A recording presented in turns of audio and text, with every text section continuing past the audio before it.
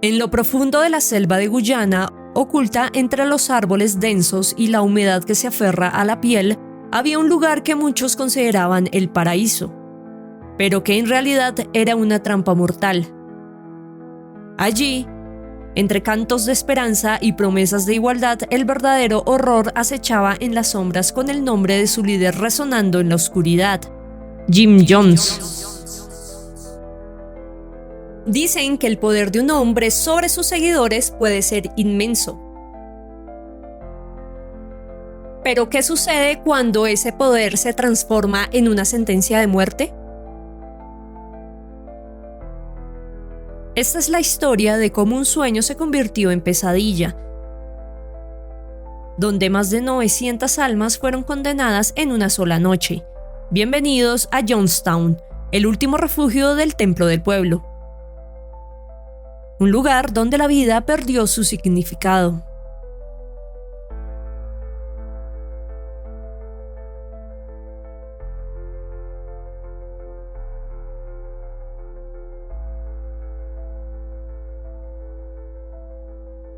El proyecto agrícola del Templo del Pueblo, ubicado a 240 kilómetros de la capital del país, fue concebido como una utopía colectivista. El gobierno de Guyana había cedido la tierra a Jones, quien llevó cerca de 1000 seguidores desde Estados Unidos para construir una comunidad marxista religiosa. Sin embargo, lo que prometía ser un experimento de fraternidad se convirtió en un infierno bajo el liderazgo abusivo de un verdadero psicópata. El 18 de noviembre de 1978, más de 900 personas, en su mayoría estadounidenses, murieron por orden de Jim Jones. Muchos decidieron atacar la orden de su pastor, otros intentaron huir y fueron asesinados a tiros. Pero todos tenían una cosa en común: fueron víctimas de la manipulación y de los abusos de un megalómano. Se suele decir que la tragedia de Jonestown es el suicidio colectivo más grande de la historia, pero la realidad es que se trató de un asesinato masivo.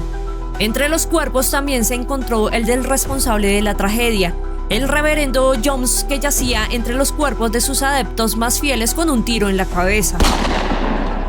¿Se quitó la vida o fue asesinado en medio de la masacre que consumía Jonestown esa tarde tenebrosa de noviembre?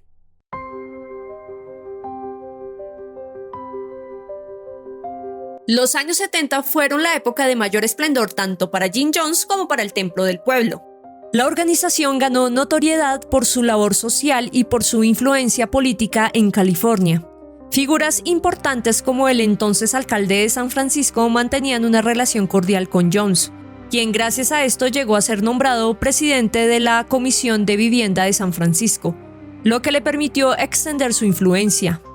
Además, varios influyentes políticos de la ala más izquierdista del Partido Demócrata, incluidos varios aliados del expresidente Jimmy Carter, reconocieron la capacidad de Jones para movilizar votantes.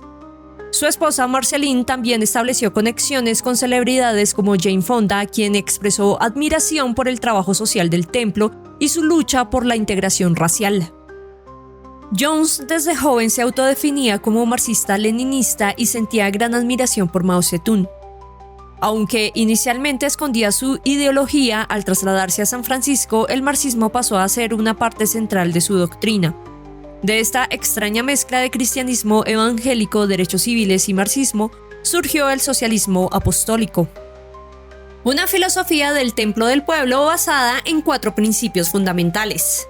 El primero, igualdad económica; segundo, justicia social; tercero, aislamiento del mundo exterior y autosuficiencia; y el cuarto y más peligroso, la lealtad absoluta al líder. Ante las críticas sobre la contradicción entre comunismo y religión, Jones ofrecía una explicación apocalíptica. Creía que la sociedad consumista del siglo XX debía sucumbir en una guerra nuclear, tras la cual los justos reencarnarían en un nuevo mundo socialista. Este pensamiento atrajo a muchos adeptos, quienes lo siguieron hasta Guyana con la promesa de crear una utopía de igualdad. Aunque la espiritualidad seguía siendo importante para la doctrina de Jones, este comenzó a distanciarse del cristianismo tradicional para consolidar su influencia sobre sus seguidores. Primero criticó las iglesias tradicionales, luego rechazó la Biblia y finalmente se proclamó como una manifestación divina en la tierra. Este giro le permitió fortalecer su autoridad, pues sus seguidores lo veían como una especie de Mesías, como la encarnación del Espíritu Santo que había llegado a la tierra para guiarlos a una utopía de igualdad y libertad. La devoción hacia Jones era tal que muchos de sus seguidores entregaron todas sus posesiones al templo del pueblo, viviendo luego en total austeridad bajo su autoridad. Este discurso, que mezclaba espiritualidad con lucha social, encontró un terreno fértil en San Francisco, una ciudad abierta a ideas alternativas y revolucionarias. Jones aprovechó este ambiente para atraer una comunidad que ansiaba una nueva sociedad alejada de las doctrinas tradicionales.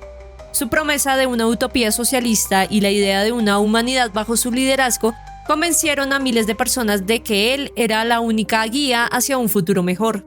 Y si quieres ser parte de los elegidos y analizar con nosotros este y otros casos, no olvides suscribirte, comentar y darle like a este video. Tu apoyo es muy importante y nos ayuda muchísimo.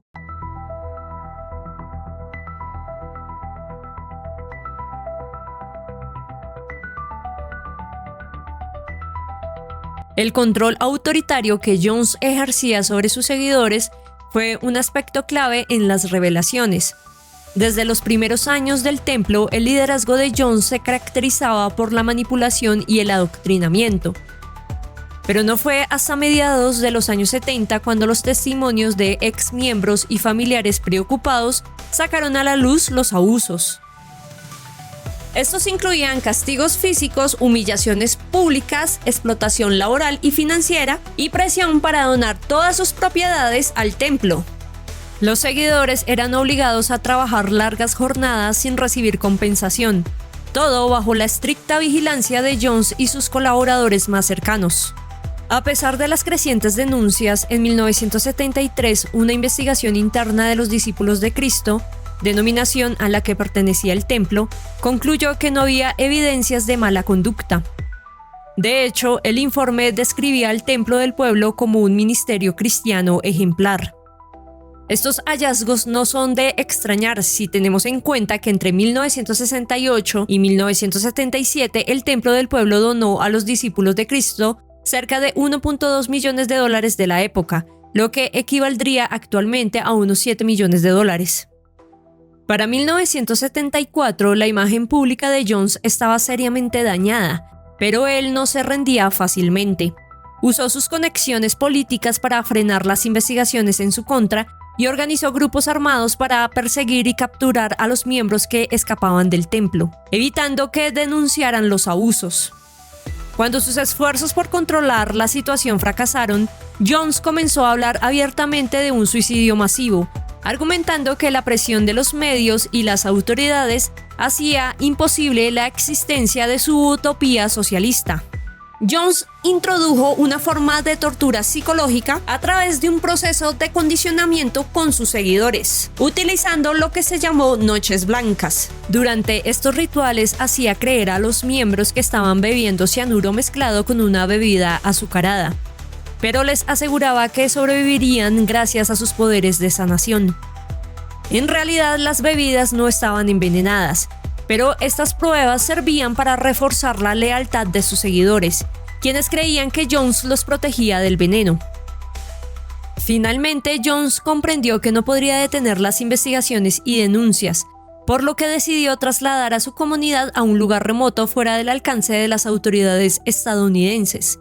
Recordando un viaje a Sudamérica que había realizado en los años 60, Jones eligió Guyana como el lugar para construir su refugio.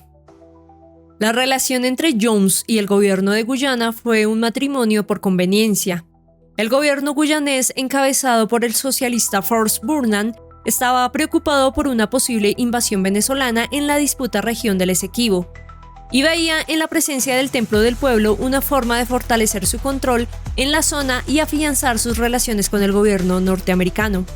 A cambio, Jones recibió una extensión de tierra de 12 kilómetros cuadrados en el río Kaituma, a 200 kilómetros de Georgetown, la capital de Guyana. Con su proyecto agrícola, Jones pretendía crear una utopía donde podría instaurar su versión del socialismo apostólico sin interferencias externas.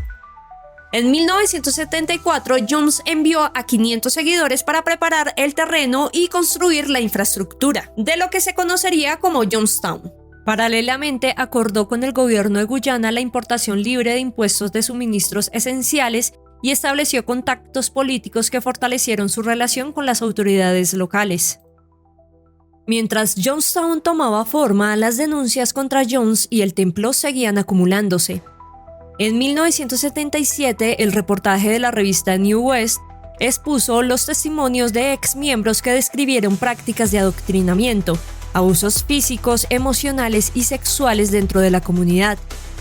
Temiendo las repercusiones de esas revelaciones, Jones decidió trasladar a su comunidad a Guyana, escapando de las acusaciones que ya eran inminentes.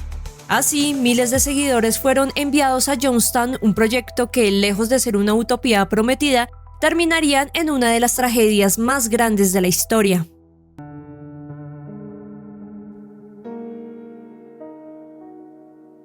La vida en Jonestown, la utopía prometida por Jim Jones, resultó muy distinta a lo que los seguidores esperaban. Los miembros de Jonestown, alrededor de 1000 personas, vivían en condiciones extremas. Se levantaban al amanecer para trabajar largas jornadas en los campos bajo el intenso calor. A pesar del trabajo arduo, la comunidad apenas producía suficiente comida, lo que generaba una dieta insuficiente y escasa para la mayoría.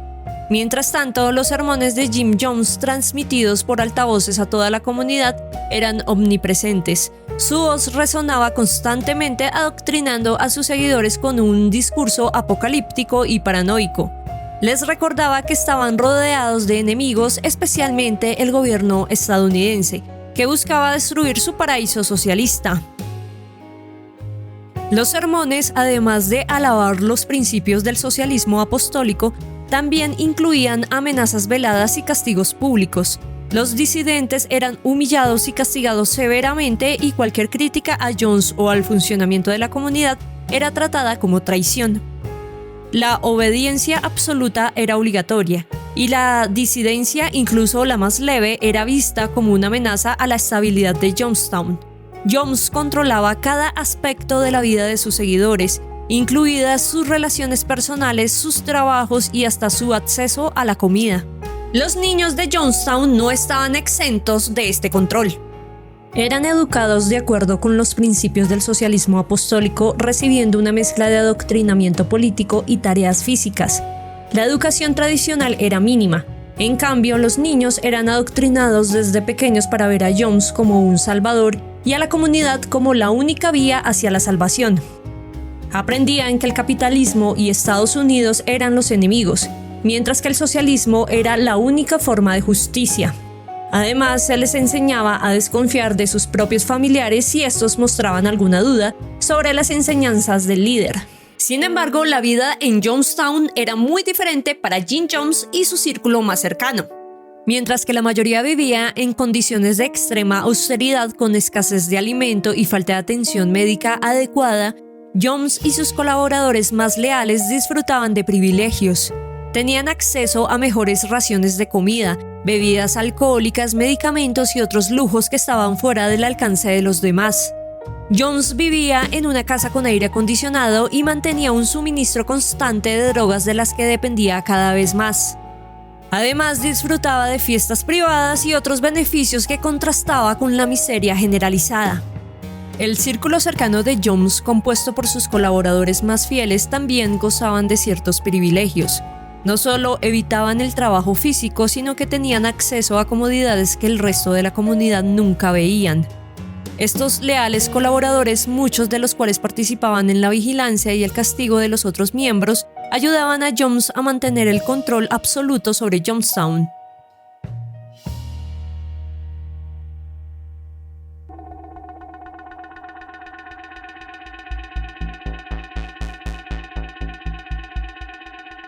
El final de Jonestown comenzó a gestarse cuando un grupo de exmiembros y familiares preocupados, conocido como Concerned Relatives, comenzó a denunciar públicamente los abusos y condiciones de control que Jim Jones ejercía sobre sus seguidores en la selva de Guyana. Este grupo fue clave en atraer la atención de medios y autoridades estadounidenses, alegando que los habitantes de Jonestown estaban retenidos contra su voluntad y eran víctimas de abuso físico y psicológico. En respuesta a estas denuncias, el congresista Leo Ryan decidió viajar personalmente a Johnstown en noviembre de 1978 para investigar las condiciones de la comunidad.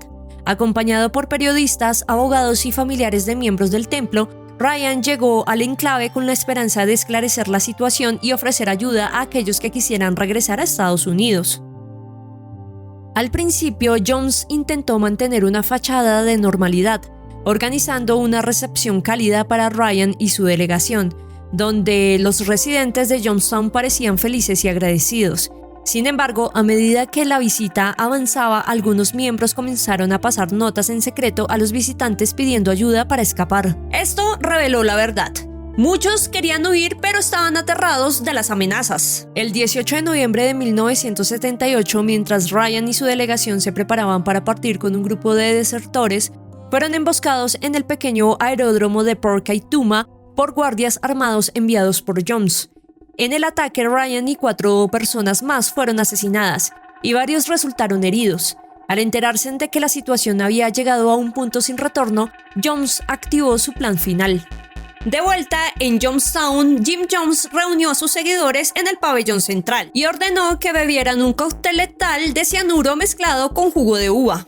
Bajo la presión del líder y sus colaboradores, más de 900 personas, incluidas familias enteras con niños, murieron en lo que Jones describió como un acto revolucionario.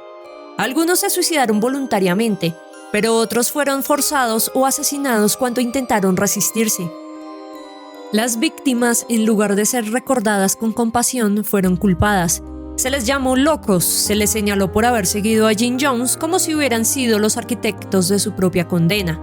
Pero la verdad es que habían sido atrapados por la manipulación de un predicador que sabía qué cuerdas emocionales tocar y que utilizó su carisma, capital e influencia política para poder engañar a miles de personas que solo buscaban un refugio en tiempos de dificultad.